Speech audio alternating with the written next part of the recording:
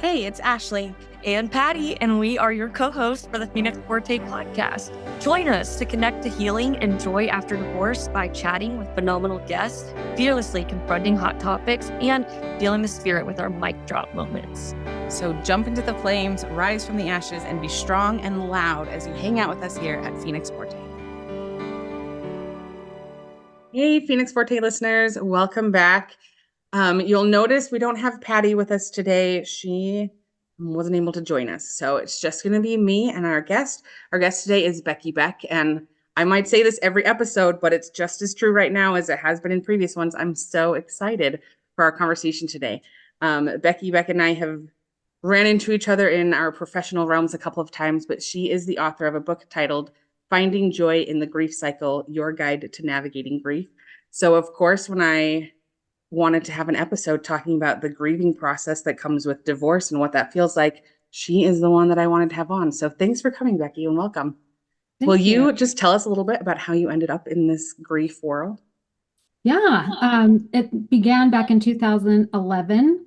I was expecting our 8th child, and I was so excited. I had some experiences where I just knew we had this little boy just waiting to join our family. And that was like after the birth of my 5th child. And so it took 2 more girls, several years before I got pregnant with this little boy. But finally, in 2011, I'm expecting him. I'm so excited, and the whole family's so excited. And then we find out at 20 weeks that he had what's called trisomy 13, which is mostly a fatal genetic disorder. And normally babies don't even survive the first trimester who have this. And if they're born alive, they rarely live more than just a really short time. So I went from this blissfully ignorant, excited state of pregnancy to this diagnosis that really immediately brought a flood of anticipatory grief for myself and our whole family. All of our other 7 kids were still at home. My oldest was 17, and they all were so excited. They all knew I was very open about, yeah, we've got a boy. He's coming. He's going to come. And so it was a really just like overnight, a 180 of trying to work through the planning to lose a child. And so I was able to deliver him full term. He lived about an hour. Wow. And it was a very difficult time, obviously, but also a very sacred, and just like my memories of it are very sweet and tender, because I really embraced all the grief. And I don't even know that I realized I was doing it at the time. But I did notice as time went on, and after we worked through that anticipatory grief, and then after he had passed, working through the actual loss, and then starting to work a little bit in the world of mamas who have lost babies and children, I just noticed that my experience, not in all cases, but in many, was very different. And that I realized I never got stuck in grief. I just kept moving through it. And it just became a very beautiful experience for our whole family. Later, so he passed in 2012.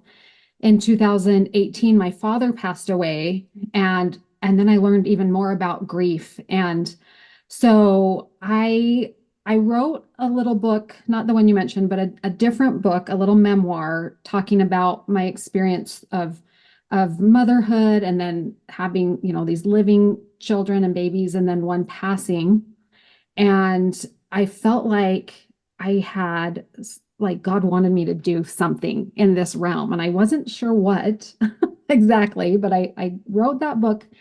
And then I got into the coaching world, and a couple of years ago, a friend of mine lost a baby, and I watched her just self-destruct. Like it was just a really, really dark time for her, and she's still working through it. She's still not I don't think you ever fully get over a loss. Like you don't get over it, but you got to be working through it. And I was noticing different things, and I was just like, okay, I gotta do something here. So I created a little coaching program for grieving mothers, that was all just automated, that's just online and easy to access. And then I ended up, I was just like, felt like I was kind of walking in the dark. I'm like, oh, what next? And then I was invited to teach at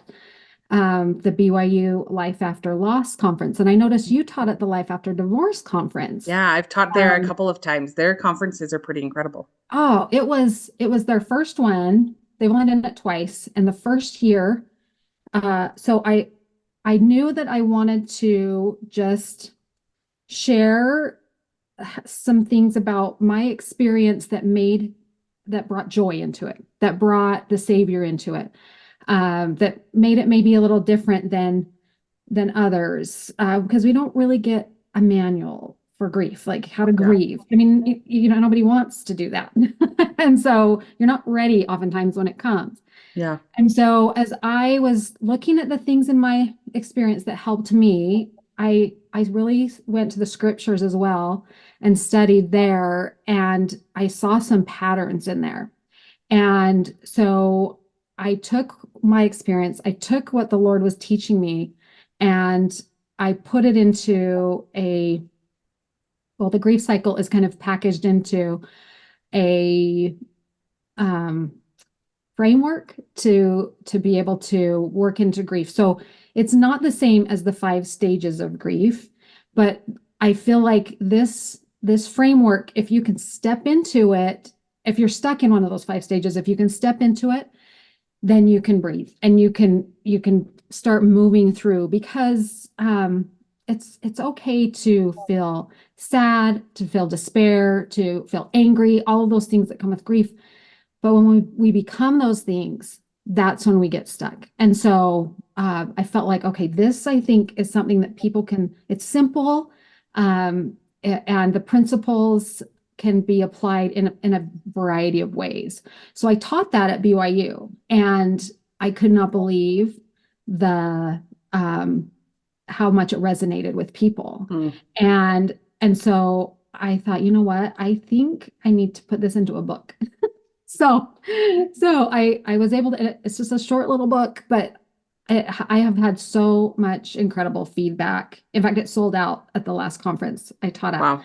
And so I'm like, there's something to this. There's something to this. And I really feel like sometimes the adversary takes our grief and he really tries to use it to separate us from us, to get us so caught up inside ourselves that we cannot appreciate all the good things, that there really are good things going on around us, even when things are so horrible. So there's a long story short, kind of, or long story long. So many good parts of it, though. Even just what you said a few minutes ago of, I think I'm supposed to turn this into a book. I've written a book. It's not published. It's just for me to share with people when it seems like this maybe is information that they need. And I've had a number of authors on in this season of Phoenix Forte, and every single one has said, well, just something told me I needed to turn this into a book. And then now, looking at the effect that it has had and the help that it has brought and the people who have really needed it, it kind of makes it obvious, like, oh, this was needed. There was something that God wanted to have in people's hands to help them through this. Yeah. So it sounds like this was kind of a similar story for you. Yeah. Yeah. The biggest question I had was, as you were sharing your story, you were talking about how some people just seem to get stuck in grief. So I immediately thought, well, how do I not get stuck in grief? How do I make sure that I'm experiencing grief in a way where I'm honoring it and valuing it for the important experience that it is, without becoming mired in the heaviness of it? Right. The goal is to make friends with it. And that seems like that is not how initially you just want it to go away. Like, or I should be feeling better now. It's been a year, it's been a year since my loss or my divorce, or even 2. I should be feeling better now. Like, they have an idea of where they should be. And there's reasons they're not, well, they may never be where they think they're going to be, like getting back to the way life was, that kind of thing. No, everything's new. But yeah, being able to Just you've got to be intentional with grief and think about a friend, like to keep a friendship and to have a relationship that's meaningful. It needs time, it needs attention. And this grief is the exact same way. Yes. Okay, that's my favorite answer because I always talk about how feelings are our friends. And if we're trying to ignore them or shove them away, they just tend to get louder. They tend to overtake a little bit more because they're also kind of like a 4-year-old friend who's just going to get louder until you Mhm. acknowledge them. So the Mhm. idea that grief also is a friend that I can intentionally put some um, energy into building a relationship with resonates with me and how I always speak. So Absolutely. yeah. And especially with going through a divorce, sometimes I think the idea of grieving this feels a little counterintuitive. If you happen to be the person who requested the divorce, to now then talk about how painful it is or to accept that I'm grieving it feels like I can't do that because I was the one that requested the divorce. So how can I also feel grief about it or in a valid way? So acknowledging that no, it just gets to be a friend that's going to come enhance your life. Yeah. And I think sometimes it might come as a surprise when the divorce is final that the relief isn't there. Yeah. I don't feel better. I don't, and so Yeah. part of that has to do with you got to grieve it. Even if the situation, even if it's your life is so much better, whatever toxicity was going on, still you got to grieve some things in there. Yeah. And it's interesting because I think with my son, I grieved all of the things I thought life would be like with him and the experiences we would have together and that he would have. Yeah. And then with my dad, I grieved all the things that the good things that we experienced. And I think that you can actually have both of those in a Yeah. divorce situation because there Absolutely. were good times. I'm guessing you generally get married because you There love was this. good. Yeah. Yeah. And then you have an idea of what that's going to be like. And you do everything that I'm doing all the right things. And then Yeah. because somebody has their agency and is going a different direction, I think there's a grief there of what should have been, you feel like, Yeah. or could have been, and Oh, so, absolutely. Yeah. This grieving the loss of what I was hoping my future would include, what I thought it was going to look like. And especially if there's any kind of betrayal that has happened in the relationship, there's also a grieving the loss of my past because it turns out what I thought I was experiencing isn't what I experienced. So if I find out that for the last 20 years of my marriage, my husband has been cheating on me every month, then now all of the situations that I thought I had, all of the happiness that I thought I had, it kind of shifts it. And I go, oh, none of that was what I thought it was. And so there's also this loss of past experiences, which feels kind of weird. How do you lose that? But it's something that happens with that betrayal element that comes in, which often then leads to a divorce.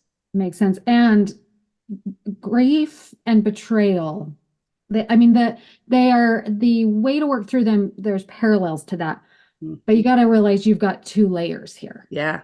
The grief and then there's the betrayal. And so your brain has lost some capacities there just Yep. because of grief alone, you lose like up to 30% of reasoning skills and then you take the trauma as well. And you just got to be so patient and kind and understanding to yourself because it's a lot. It's a lot. Yeah. So how does your cycle of grief, what does that look like? How does it differ than the 5 stages? Or even if you just want to focus on what your cycle of grief looks like. Okay, so I'll first say the grief cycle is not like those who are members of the Church of Jesus Christ.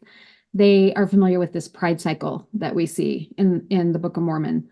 Um, and the grief cycle is not like that, where there's one area that's the sweet spot. So, like with the pride cycle, you just want to be in the prosperous, the happy part of it. And as you move into, needing to the pride and needing to repent, all of that, you're kind of trying to work back to that prosperity and peaceful Yeah. place. So the grief cycle is got 4 parts as well, but any area of it is a healthy, great place to step into, and there's no order. There's no order. And you can get to where you can kind of step back and once you understand it, you can assess, ooh, I think I need to mourn, or I think it's time to celebrate something, or anyway. So I'll just start out with, well, and each of these areas, the goal is joy. The goal is to access joy, not happiness, but that joy that we are here, put on this earth to have. I believe that God put us here for joy, no matter our circumstance. And so as I went through grieving this baby, so I had so much sorrow at times, so much disappointment, but then the joy ran parallel to it as I kept working through this cycle that I didn't even realize I was at the time. But I could have that joy too, because joy is not dependent on circumstance. I think happiness kind of is. Yeah. And so that's the goal here is to work through and to walk through this cycle with Jesus. And so the first area I'll talk about is mourning. And people get grieving and mourning. They kind of think they're the same thing, but they're not. When you're grieving, it's all internal. It is what we're feeling, what you're making of whatever's going on, how you're making sense of it in your head. It's just all trapped inside. So mourning is all outward. It is obviously crying it out. It can be manifested in so many different ways. My neighbor who lost his wife bakes. He goes through her recipe books. She was a wonderful cook, and he bakes things and he brings me some things. Sometimes it's so nice. So he's mourning and sharing that. Exercise can be a way to work through your mourning. Music, art is a way to express it. Anything, and it really becomes so beautiful when you can take some of the gifts that you have and you can mourn through some of those gifts. Cool. Like, and I feel like my first book, that's what that was. Like I loved to write. It was your mourning. Yeah. And so I just shared this experience that helped me mourn. But then, and the thing is when you share because mourning doesn't have to be something where everyone knows about it. But when you do share in some way, even if it's just a post on social media or something, you touch other people. Yeah. And I noticed one of the ways I mourned was my anticipatory grief was I was already a blogger, and I decided to just share my experience. I was just like a day-to-day mommy life blogger, and I just shared it. And so I was writing, and so that's expressing it. It's getting it out, because if it's all inside, it gets trapped, and there's no room for joy. There's no room for other emotion to come in, the good stuff, because we're just all trapped inside. And so I remember I started to have people reach out to me who, like, one gal had a trisomy 18 baby. Those chromosomal defects are kind of similar. And so I was able to support her. And I had another trisomy 13 mom who found me, and I was able to help her. So you just never know what outwardly expressing your grief can do, not only for yourself, but for other people. Yeah. And then the next area I will talk about is lamenting. And so as I was studying in scripture, I noticed this pattern of mourning and lamenting. If they were mourning, they were often lamenting. And I'm like, okay, what does that mean exactly? Because I think in my mind, I kind of felt like it was just kind of complaining, like whining a little bit, but it's not. It is so much more than that. And it's a gift that, as I've talked with people who I've taught the grief cycle to, that lamenting is the thing that they most neglect. Because they think they're complaining, they're murmuring, and that they're complaining.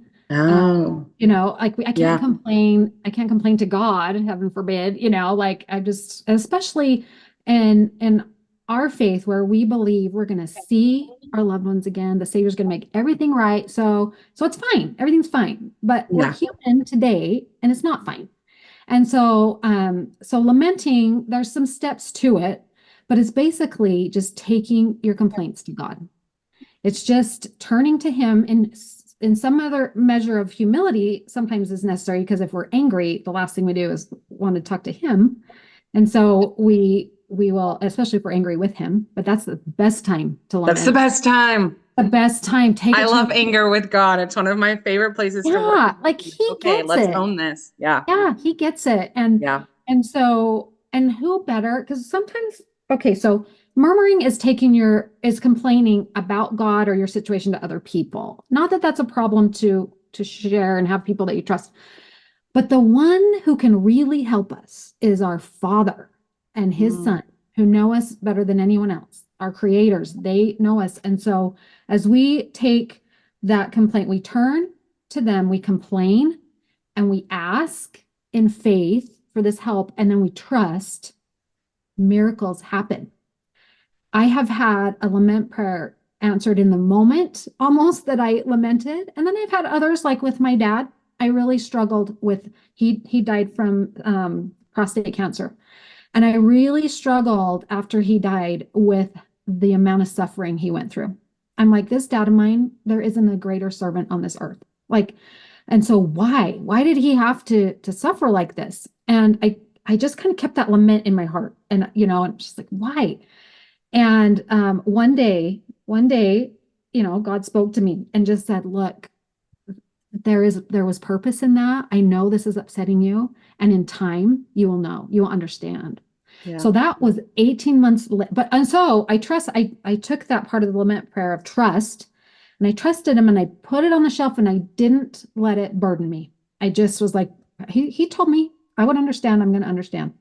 So I put it on the shelf. And so as time went on, about 18 months, I remember sitting in an airplane and I was reading a book, and the author was quoting, I don't think it was a grief book or anything, but the author was quoting Neil Maxwell, and he understood grief and pain and suffering very much so. And whatever it was that he wrote, the spirit just spoke to me so clearly that and kind of explained to me why my dad had to suffer the way that he did. And Mm. and when God is speaking to you through his spirit, and I can't even articulate the words, and it was probably too special to share, but I just sat there and I was just overcome with love for my dad, love for my God, and just sitting there crying in the airplane out of gratitude for that prayer being answered. It was Yeah. worth the wait. If I don't know Yeah. that maybe I wasn't ready for it before then. So, There must have been something oh, happening. yeah. Oh, these first maybe being the wrong word, these two particular stages of the grieving cycle, I love how activating they are. One of the reasons why anger is my favorite emotion is because it's the one that's like, let's get some stuff done. It Yeah. is time to move, right? All emotions are important. They all have value, but the anger one gets a bad rap, but it gets us moving.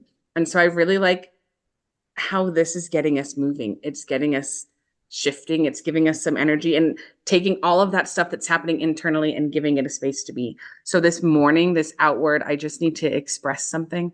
I have in one of my groups, there's this woman who she probably doesn't even know this what she's doing, but she mourns through poetry. And so every once in a while in a group, she'll say, is it okay if I share this prayer that I have? And she calls it a prayer, but it's this beautiful poetic discourse on the things that she's going through. And so she's sharing her mourning. And sometimes in the poetry, there's lamenting that's happening there, where she's talking with her God and she's explaining that this is like what she's going through and how sacred it is to be able to share that with him. I'm always honored when she's like, thank you for sharing this poem that you wrote, and to see it in this perspective of outward expression and mourning, as well as the sacredness that comes with lamenting, turning to my God. Turn, out, and trust are the things that I wrote, but I don't remember what out means. Turn, complain, Complain. Oh, just like get it out. ask. Turn, Yeah. complain. Turn, complain, ask, and trust. Turn, complain, ask, and And the trust. book of Lamentations teaches all of it. Like we have this Very whole cool. book of lamenting that kind Lamentation. of sometimes gets, I don't know, Yeah. forgotten, at least by me. But there's so much to be learned. Yeah. I was talking one time in a group again about anger and how it's okay to have anger. God experiences anger. God gave you anger. So, of course, he's not going to be offended when you are experiencing anger. So take it to him because he understands. And I had never internalized this word lamenting, but I had a group member share the importance of lamenting and how sacred that is. And it's really stuck with me. So when I was reading in your book and got to the part about lamenting, it really resonated with my soul of this is a sacred thing to do, to be able to talk to my God about the problems that I'm having and really connect with him on this hard front. Yeah. Yeah. And I love to see the relief in people's eyes when they realize that, oh my gosh. And I've had people talk to me not just about losing a loved one or have had some talk about the aspect of losing a relationship in a divorce type situation, but just a disappointment. Like we work really hard as humans to make things happen in our lives. And then when they don't, and let them talk about it, work through it. But I love how you gave that example about the woman who was writing these poems. Because sometimes it's uncomfortable. If you're not used to praying out loud, it can be uncomfortable to do that. It's so good. Just get in your car, drive, and speak to God. And scream it out. And scream it Maybe out. speak with him. But like scream it out. When you've got that much energy, it comes up more of a scream for me. Yeah. But if you're like, I can't write it. Write that prayer of lament and then set it aside and just watch what the Lord will do. It becomes your own personal scripture. There's the book of Lamentations. These things are sacred. Yep. So writing that down is your own personal scripture. I know often with the women that I'm working with or the husbands that I'm working with or the men I'm working with, that going through a divorce often rocks that foundation of trust. Because if I'm of the faith that I thought I was following God when I got married, why would it end in divorce now? And figuring out the age-old question, why do bad things happen to good people? I did what I was supposed to be doing. I'm following the steps that I'm supposed to be following. I've followed the ideal plan and was on the path to be able to have this heavenly marriage that I was hoping for. And now I'm getting divorced. So that last step of trust, I think, is a tricky one. I think that would be hard to reconcile the loss that I'm facing with my understanding of who God is and trusting that he still cares. Well, and I think many of us are married to who we're married to because we got the green light. Like we prayed, we were serious and made God a part of it. But it's just, there's just so many, God is so big. He sees the beginning from the end. And I think we forget that sometimes. And all things are present for him. And so to have a godly perspective is really difficult when, we as humans just, well, I knew he was the one, I've done all the things. And now what about this, but it's not over, not over. And God will alchemize. If we take our pains, our sufferings, all of it to him, he'll alchemize it. All things work together for good. For my good. And we can't see sometimes when we're buried in it, but if you can just hang on to just a little bit of that and lament, that's going to help you work through those really dark, difficult days and moments. Yeah, I love that. I also liked how you described your trust process. Like, I'm going to put it on the shelf now. I'm not going to let it weigh on me anymore. And I think that can be applied even if we aren't ready to trust God yet, even if we're not entirely sure that's going to happen, that I can turn to him, I can complain, I can ask, and then I'm going to put it on the shelf and wait and see. And maybe that act of just, okay, I'm no longer going to let this burden me. I have taken it. I have talked about it. I've complained about it. I've asked about it. I'm putting it on the shelf. And now I'm just going to wait and see. Might give opportunities for us to build some of that trust with God. For sure. Yeah. I agree. Yeah. Yeah. All right. Mourning, lamenting. What's our next one? So the next one is gratitude. Now, as I've studied gratitude, I've learned it's not one of the top 10, the big 10 commandments, but it is a commandment. Like if in scripture, it's brought into prayer, commanding to pray and to gratitude. And so I'm like, well, why is that? And I've actually studied the science. There's science behind gratitude. Like it is like, I believe it's God's drug of choice, feel-good drug of choice.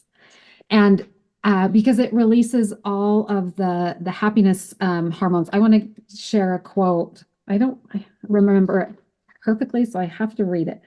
But there is this gratitude researcher named Glenn Fox. He's written a whole book about gratitude. And he says, when you feel it, when you experience the feelings of gratitude, your brain releases a combination of dopamine, oxytocin, and endorphins. This is all very similar to a runner's high. And I just thought, oh my gosh, I mean, I don't love to run, but I have, you know, exercised in a way that I get that high. It's so good.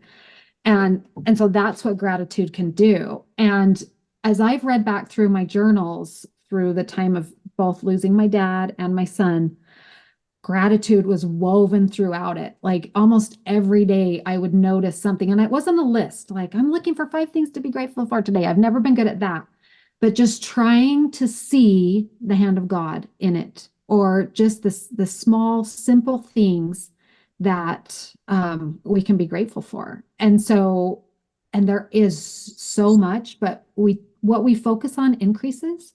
And so sometimes when we aren't looking, just kind of trying to look up and outside of ourselves and find those things, even the smallest of things, then we miss out. We miss out on the physical change that it actually gives us in our heart and mind.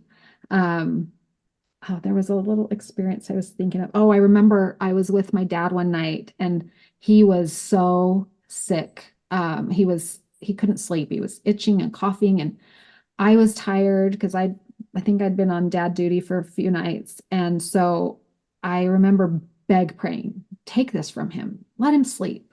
Please, please. And nothing was changing. He was so miserable. And so I started to get really angry, really angry.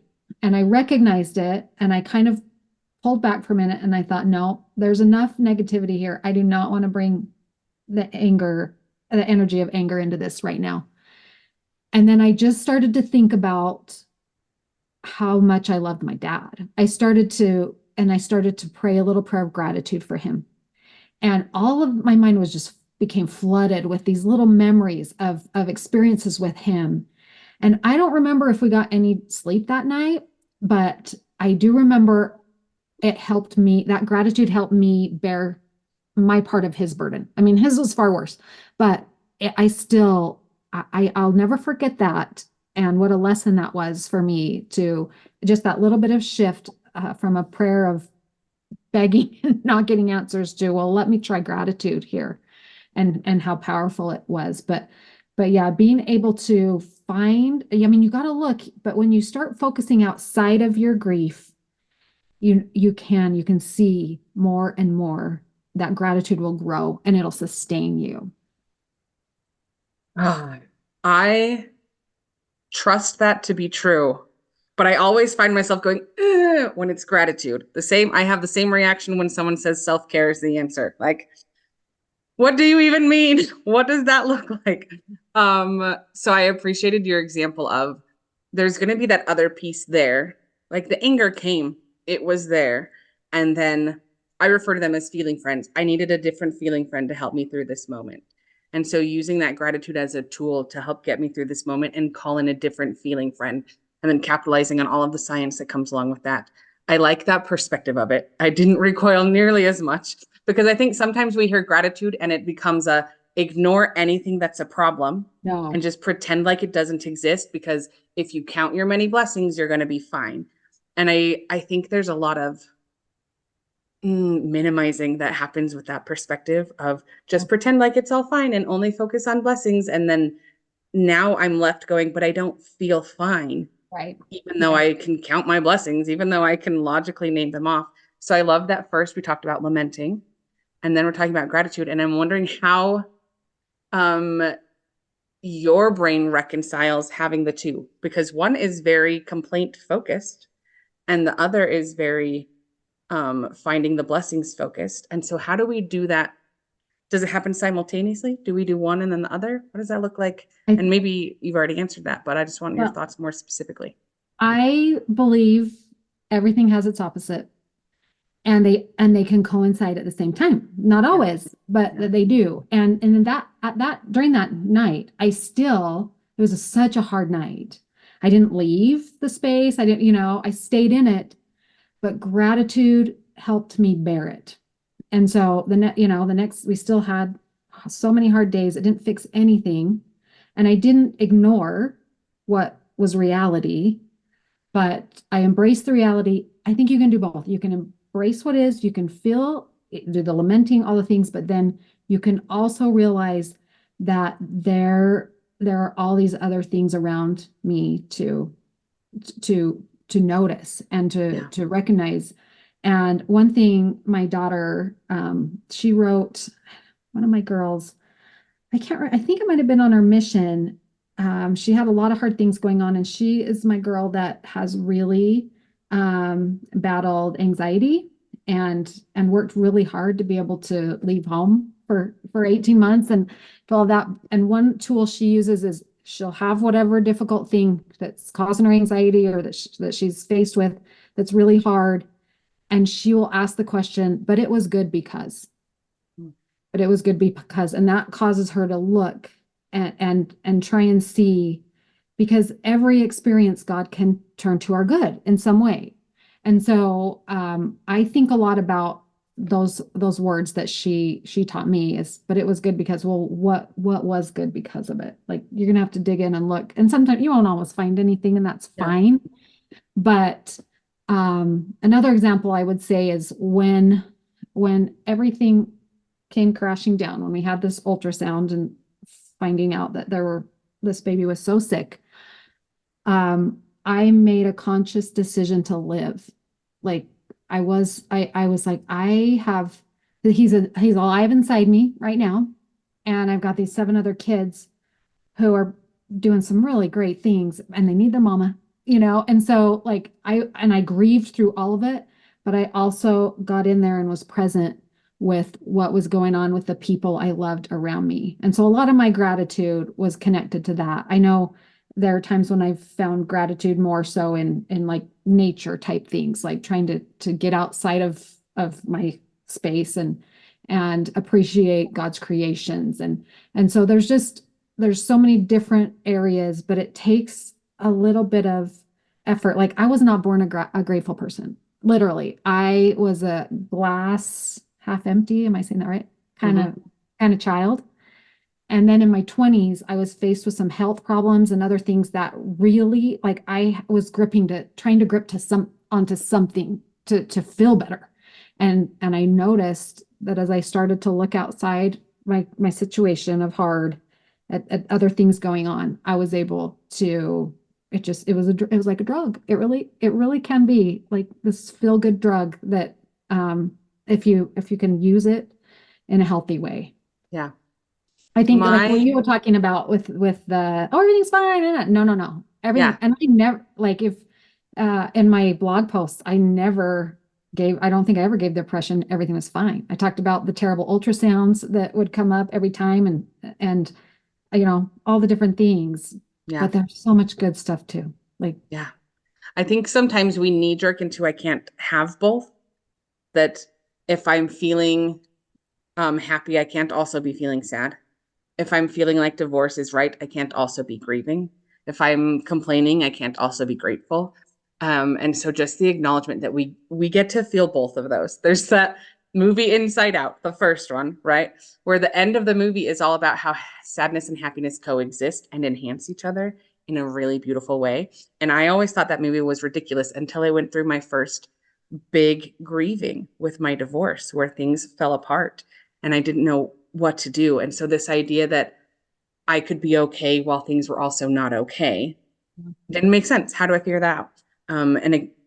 That kind of deeper level of experiencing life and experiencing emotion and allowing both to coincide. That opposites, I always thought opposites meant they cancel each other out, like light and dark can't exist at the same time. And there are certainly opposites that are like that. But I think with our emotions, opposites are more about like 2 sides of the same coin. That if I am deeply grieving something, it's because there was something that I was really grateful for. Yes. Right. That existed, that was there, and I'm grieving its loss. And there are other things that maybe I'm fearing losing now. And so that there's that anticipatory grief of I'm going to lose this option, but I can be grateful for it right now. I can look around and find those spaces that just bring gratitude and be full of sorrow at the same time. They don't cancel each other out. They exist together. And we don't have to be happy. We don't have to have happiness to have gratitude. Like happiness can be completely out of the equation, but that gratitude will spark some joy in there, just little bits. And when you've done the lamenting work, then boy, God can get into your heart and help you with it. Get right in there with you. So, but when we're grieving it all internally, when we aren't getting it out through lamenting, then there's no space for any of that to get in there. Yeah. I have a story that keeps coming to my mind, and it might connect, but it might not, but it keeps coming. So I'm going to share it. My understanding of gratitude in these really hard spaces connects with the story of the Jaredites. So here we have this people, and they've been told to leave. So they do, they leave, they get out, and they come to an ocean and assume that that's where they're supposed to be. So they've gone on this journey. They hit the end of the trail. They make camp, and they're there for multiple years. And then God comes and chastises them for stopping. It's like, why did you stop when you hit the ocean? That's not what I said to do. So now they're going, well, how do we get through this ocean, this big thing? So he commands them to build these barges that are tight like unto a dish, which ends up meaning they are waterproof. Water's not going to be able to seep in, and therefore light doesn't seep in, and therefore air doesn't seep in. And so they proceed to figure out how to solve all of these problems, that we're going to need to have light and air. We want the water to stay out, but we need these other things. So how are we going to do that? And there's some really cool things that happen in it. But my favorite solution that is discussed is not the one with the finger of God touching the stones, although incredible, is this idea of how they solve the problem with needing air. So God says, okay, this is what you're going to do. You're going to drill a hole in both sides of the boat and put in a stopper that will stay waterproof and airproof. And then I'm going to send you into the depths of the ocean. It says you will be like a whale. You're swallowed up in the ocean, and the waves and the winds are going to push you where you need to be. And then when you feel you need air, just ask, and I will bring you to the surface. And then this hilarious description happens. He says, when I tell you it's time, unstopper one of the plugs. And if water comes in, that's not up. Don't do that one. Put the stopper back in because I don't want you to drown. Take out the other one and let the air come in. And just the idea that they wouldn't know which way is up, to me, that encompasses this grief, being swallowed into the depths of the ocean and not even knowing which way is up. And the gratitude for me is that I need to breathe. So what thing am I going to hold on to today? God told me that even in the depths of this, all I had to do was ask for air, and he would bring me up. So which thing is it? And I might go, oh, well, my brain's sending me all of these other things, but that's actually water that's going to make me drown. Stopper that one for a second. Find the thing to hold on to. Find that piece of air, that little bit of breath that I get to have today, right now, in this moment, to help me with it. And I can take in that air as long as I need to. And then I might have to stopper it back up, and I might be swallowed back up in the depths of the ocean. And that's going to be pushing me where he needs me to be, toward this promised land. So that's how my brain kind of conceptualizes this idea of gratitude in the middle of that really hard, is expecting that God's going to send me air anytime I need it. So I'm watching for, what is my air today? What's the thing today that's reminding me God's got me in this really deep, scary ocean, but he's going to make sure I can breathe. So what's the thing that's bringing that? Oh, I love that. I love that. And when you talked about how they were, they came to the edge of the ocean and they hung out there for a few years, I think they stopped asking. They stopped including God in the process of their living. And, we often will look outside ourselves for relief, for help, for relief, see if there's, something online that can help, or maybe it's consumption of some other sort. When really it's just like with the lamenting, God knows you specifically, and he will teach you how to grieve. Like he will, and your experience may be very different, will be very different probably than anyone else's, but I remember going to a class at Education Week taught by Mary Ricks, who is a grief therapist, and everything she was all of the advice, all of the different things. I was like checking all those boxes. I'm like, yeah, I did that. Yeah, I did that. Yeah, and I was like, how did I know? How did I know to do those things? I'm not a therapist. I'm not, like I didn't know. And so I asked, I'm like, God, how did I know? How did I know to do that?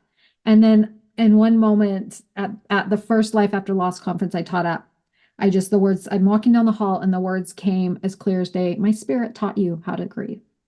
And I was like, gosh, it's so, these experiences can be so individual Yeah. with our Lord if we will allow it to be, and make, one thing I talk about is making space to mourn, to outwardly mourn, and make space to lament. Like I would take most of my mornings, I got up just a little bit earlier than the kids so that I could just be still and pray and talk to God. And sometimes it was in scripture, but I feel like that just intentionally making that space was so helpful.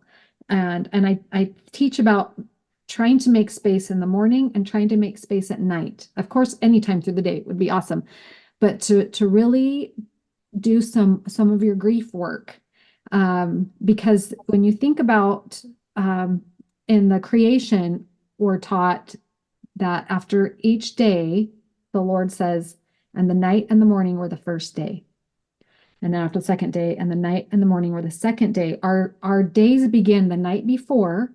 And if we can go to sleep with some sort of peace, rather than oftentimes where we go to sleep, we've just watched the news or we've been on our phones to kind of, buffer. Where it's finally quiet and our brain is spiraling on all of the things. Yeah. And so if we can spend some time, maybe that's a walk. I mean, I'm not saying what it has to look like, but maybe it's getting out, taking a walk, talk to God, or whatever it is that can disconnect you from the inputs. Then you can go to sleep without those inputs. And then when you wake up, if you begin your day in some sort of intentional grieving, then that sets the tone for the rest of the day. And so I didn't realize it at the time because I already had the habit of trying to have a devotional of sorts with my God and myself in the mornings, but I tried to carry that out. And I think it made a big difference. Yeah. Oh, very cool. I like that perspective of bookending my beginnings and my endings of each day with ensuring that I'm doing this really important sacred work and acknowledging the losses that I'm going through with faith rather than with kind of the spinning that can happen outside of that. And it's tricky. I know it's tricky, especially when you're dealing with trauma and you're in the middle of it. And even if it's just 5 minutes, even if you can just stop. I teach this little exercise where you just stop for just a moment and you just breathe in, I'm okay. I'm okay. And you breathe in, you tell yourself, you're okay. If you need to use picture the Savior telling you, you're okay. It's gonna be okay. Just this few moments of self-talk and breath can bring you back to present. Yeah, very cool. All right. Mourning, lamenting, gratitude. I'm feeling much better about the gratitude now. Thanks for talking about that one through me. What's our last one? The last one is celebration. And I've thought a lot about this in how it could apply to divorce, because when I teach it with losing a loved one, it's usually pretty easy to find things to celebrate. Maybe the bigger struggle is that you don't feel like doing that, but I learned the power of celebration. So I was induced to have, did I just even say his name? Our baby Kevin. We named him Kevin after my husband, and that was a little confusing for the kids. So they added baby onto him. So he would be 12 now, and we still call him baby Kevin. Baby Kevin. And so he was going to pass away. We knew pretty sure he was going to pass away shortly after birth. And so I was induced, so I was able to have a little bit of time to plan. And so we decided, my husband and I, that we would have a little bit of a birthday party. And so we took a cake and candles to the hospital. We had 10 candles to celebrate all 10 members of our family together. And as you can imagine, that was a very heavy day. And I mean, I didn't even know what I was doing. I'd had 7 healthy babies. This was a whole different thing. And then I had these 7 kids that we were trying to comfort and figure out how to get them through it. So we, after they'd all met him and held him and lots of tears, we pull out that birthday cake. And my little ones, I mentioned the oldest was 17, the youngest was 15 months. And then there was a 3.5-year-old. And so they didn't really get what was going on here. And it was all a confusing time, but their eyes lit right up. And so they got to blow out the candles, and we all loved the little hit of sugar. It was so needed. And it was just such a beautiful experience. And I was like, wow, that changed everything, everything. And so we ended up celebrating every month. We would celebrate his birthday on the 10th. Instead of once a year on the 10th of May, we celebrated every month on the 10th with pizza and ice cream for like 7 years. Even my kids would go off to college. They would still send me pictures of them celebrating with their roommates. It was so sweet. Amazing. But it gave us opportunities to talk about him. The younger ones got to know him. Anyway, that I just really learned the power of celebration. But I've also come to see that there is a lot of power also in celebrating ourselves and celebrating when we're working through hard things, celebrating and looking and measuring not where we want to be, but where how far we've come. And so, and it doesn't have to be a party or anything, but to acknowledge and even just tell yourself, man, you are doing so great. This is really hard and you are getting through this. But I was thinking, maybe you wouldn't probably celebrate that person who you're getting a divorce with, or you've divorced.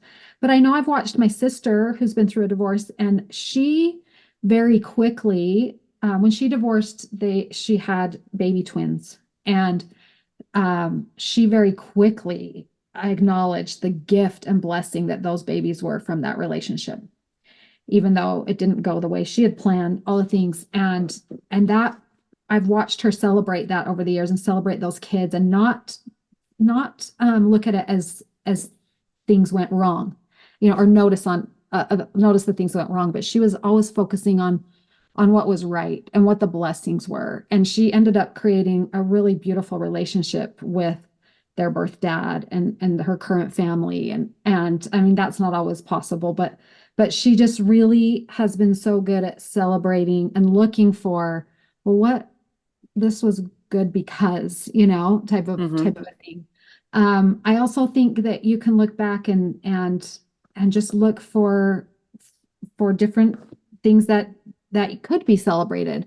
But I wonder more, because I'm not divorced, so this is a space that I can't speak to, but I wonder about really focusing in on, for me, with throughout the pregnancy, I focused in on celebrating my kids, like what was going on with them. I had one that was graduating from high school and one that was performing with her music groups for the end of the school year. I mean, so I would focus in on those, and celebration also has the same kind of science behind it as gratitude.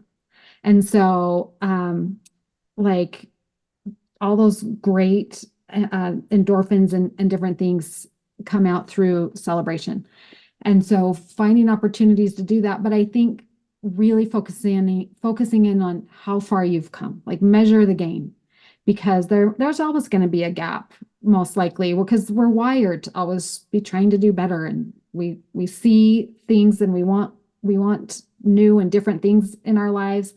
And we don't stop and just celebrate how far we've come. But I think my greatest lesson of celebration has been back to the creation. God created this. We have this week, and 6 days he creates, and on the 7th he rests, which there's a lot of lessons there. I really feel like that 7th day was a bit of a celebration, kind of a solemn celebration. But with each day he steps back and he says what he's created, and it was good. And on the on the 2nd day and the 3rd, and then when he finishes his creation, he says it was very good. And so I think I think he would want for us to celebrate something in our life every day. Something, you can always find something, I think, Yeah.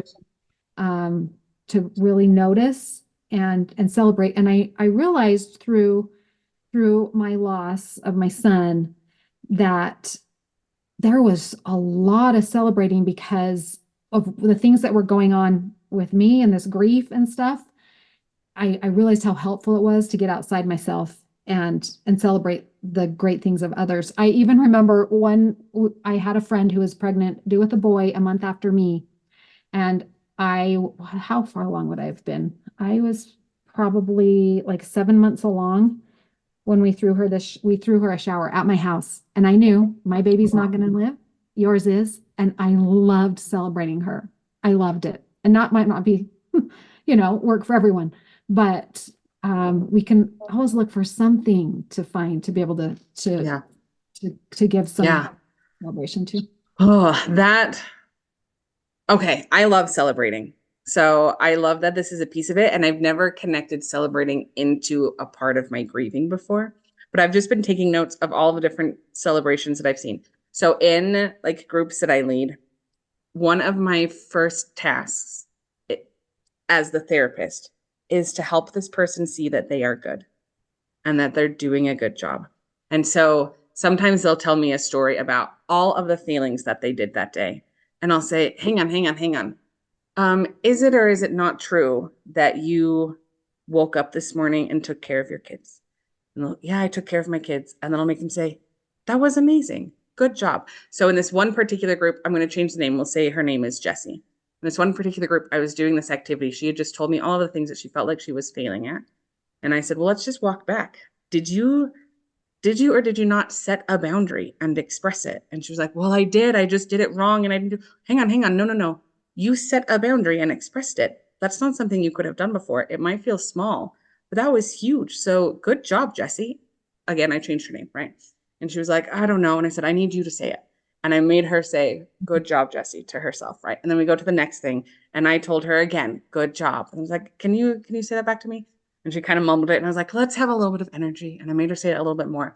We probably went through 7 to 10 things where each time I said good job and she said good job. And at the end, I had the whole group say good job, Jessie. And this has become a mantra, a good job, Jessie mantra. So now something will happen and somebody will put in the chat, this feels like a good job, Jessie moment. Like we need to be celebrating this one, right? It's become this mantra, this idea of celebrating even the small. And if you're going through something huge, something traumatic, sometimes the small is, I took a shower or I didn't kill anyone today, right? Like sometimes it's these things that in other days, in other moments of functioning, wouldn't even be a footnote in what it is that I did today. But that was all I could do today. And giving myself credit for, I've done all I could do. And all I could do was just not kill someone. I just kept that in control. All I could do was just brush my teeth. So good job for me for doing all that I could do. I think celebrating is so important. And then the idea of celebrating in the grief or with the grief, that's part of it. Yeah. Maybe not grief, it's internal, but that's part of the whole experience. For the first few years after my divorce, I celebrated my anniversary date, but I called it a family birthday. Mm-hmm. And so we did family birthday stuff, and I picked what was our family's favorite food and desserts, and we had candles, and we talked about how old our family is, and then we talked about how each member of the family joined our family, which kind of took me personally through all of these different phases, where I took some time to process through, this is how Dad and I met, and to mourn what that was, and to lament about how it ended up, and then to find the gratitude in those moments.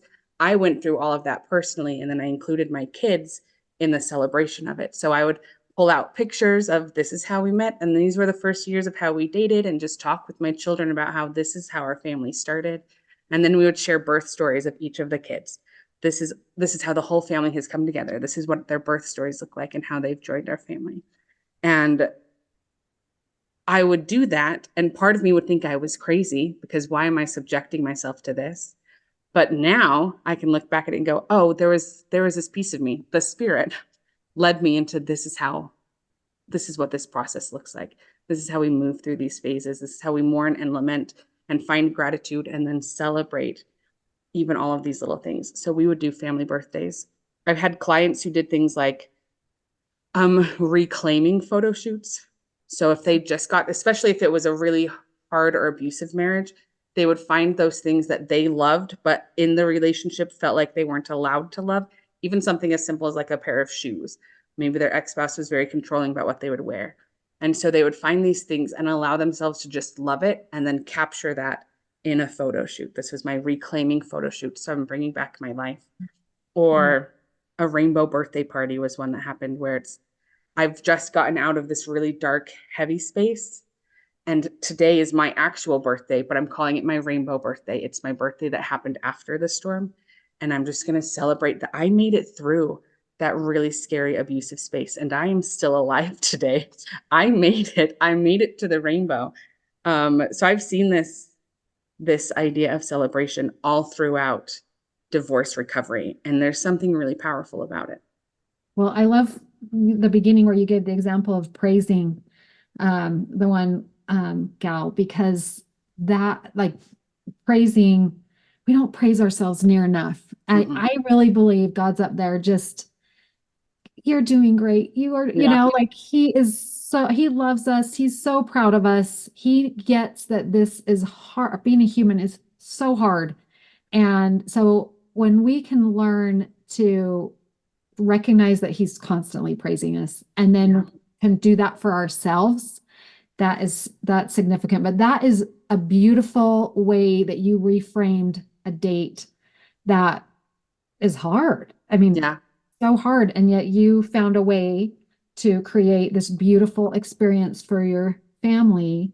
There's so many ways to turn really painful, there's a lot of painful dates, you know, through grieving a loved one or a divorce, and being able to figure out a way to take care of yourself and to find a way. I hear a lot of people in my world where they just dread the child or the loved one's birth date or death date. It becomes dread. But when you bring celebration into it in a way that works for you, it changes everything. My children, they love to go. Our baby's buried a couple hours away in Idaho, and they love to go visit the grave and the traditions that we've centered around that. And I think that it may take some prayer to know, how can I bring celebration in this? There's nothing. One of my friends, she suffered a lot of betrayal trauma, and then her husband suffered death by suicide. And then she found out about a whole bunch more things that caused trauma. And there were just all these layers, and it was around a holiday. And so she'd really struggled the last couple holidays. And then she decided this last holiday that centered around his death to leave and take a little trip on her own. And she went somewhere where she was really curious about, and I don't remember all of the logistics, but she went by herself. And she just celebrated her and how far she's come. And now she's like, Becky, I think I'm going to do that every year.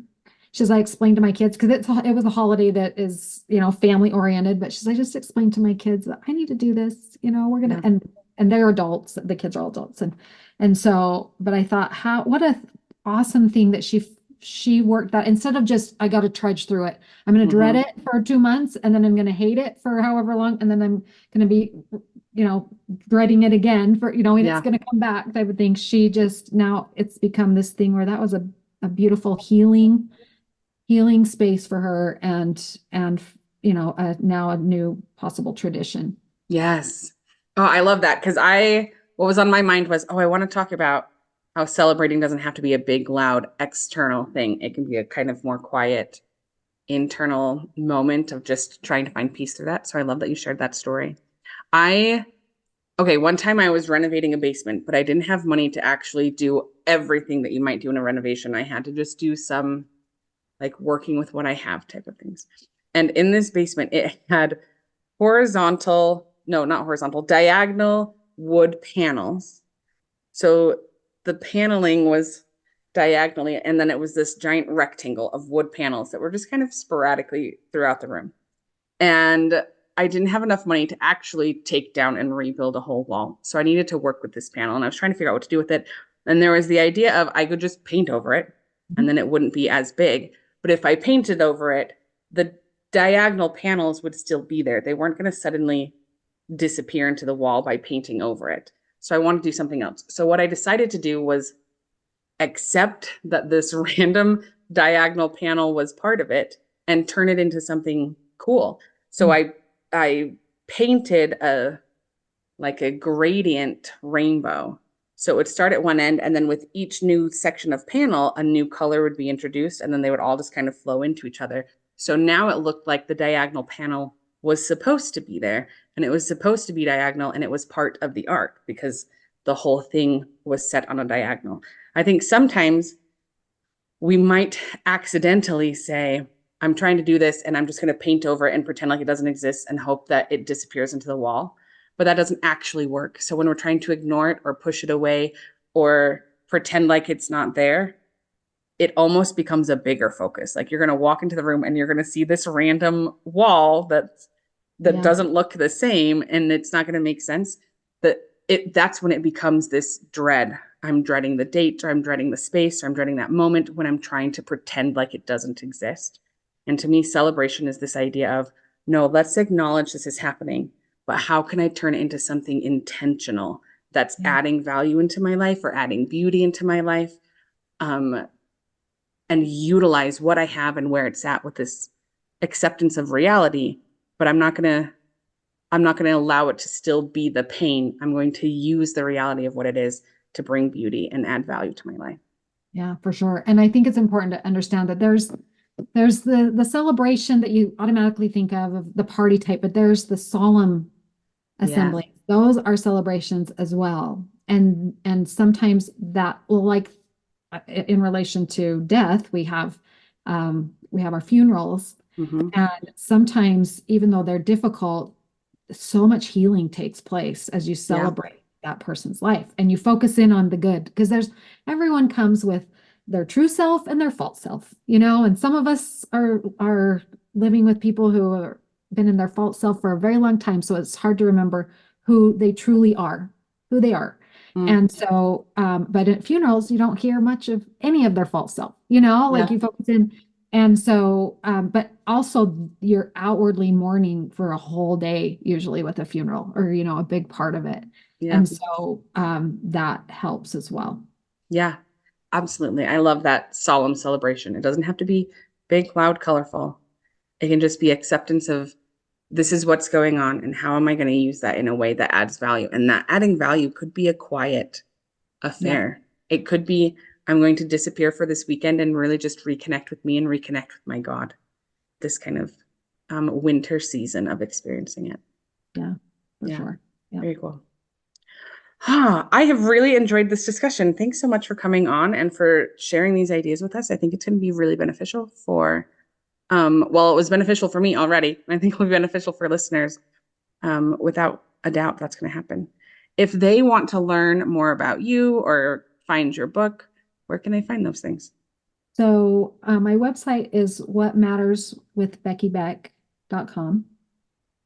And then there's some tools and helps on there. I'm currently creating an app to make grief helps more accessible, and it should be ready anytime, any day. I'm just waiting on the developers. But I'll have that on there eventually, but it will just be What Matters, the What Matters app. And one thing you talked about, something came up about celebrating, just I can't remember what exactly you said, just getting out of bed or something, the simple things. One of the free tools I have on that website is a little video that teaches the principle of floors and ceilings. And it's helpful for when if there's something that you need to do, and your, circumstance is heavy and it's hard to get out of bed, this is a framework that helps you be able to do whatever it is you need or want to do. It simplifies it so small and so easy. And I apply it really every day in different aspects, but that might be helpful. But on my website, you can kind of get to whatever it is. If you're looking for the book, there's a link on there, or either of the books, or there's just some other helps that you can find on there. So, Okay. All right. When we will put a link to that in the notes. And if the app is out by the time this episode airs, we'll link that in the notes as well. yeah. Can I share one more thing? Just Please. to wrap up my little cycle. Yep. One thing that really helps me when I'm dealing with difficult things in my life, and it helped me through grief, is understanding that whatever the depth of your despair and sorrow and difficulty, whatever hard thing you're going through, however deep it is, you can trust that it's opening the capacity for you to have that much on the other end of joy. And so when you are really, really struggling, just try and hang on to that little thought that there is joy, and it is going to be just as great as your pain on the opposite side. And I know that's been so helpful for me. Oh, I love that principle. I almost brought that up a couple of times in discussion, actually. So the fact that that was still on your mind suggests to me that the Spirit really wanted it to be part of this episode, to remind everyone that law of opposites includes the capacity that we're experiencing things. Yeah, for sure. All right.